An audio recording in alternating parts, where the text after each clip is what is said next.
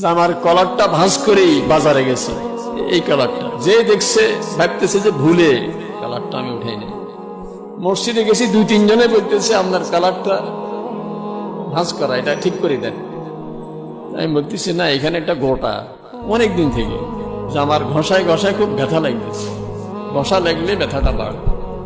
আর আমারও ভয় পেয়ে গেছে যে এখানে তো একবারে মানুষের রগ, এটাই তো শাহরগ বলে যে মানে রক্তের চলাচল এখান দিয়ে, এটা যদি একটু রক্তের সাথে কানেকশন হয়ে যায় এটা, তাহলে তো ক্যান্সারে চলে যায়, মারাত্মক একটা জায়গাতে।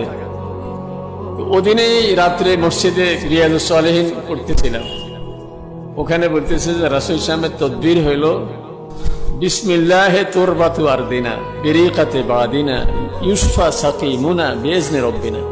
এটা পড়ে একটু থুতু লাগাই দিলে রোগ ভালো হয়ে যাবে। ওই রাতে লাগাই দিছি, আমি খেয়াল করে নিয়ে সকালবেলা ওইটাকে আসে না নাই। পরের রাত্রে আমি হঠাৎ করে বললাম আমার গোটাটা গেল কই, মানে একটা গোটা চলে গেলে তো ব্যথা থাকবে এখানে।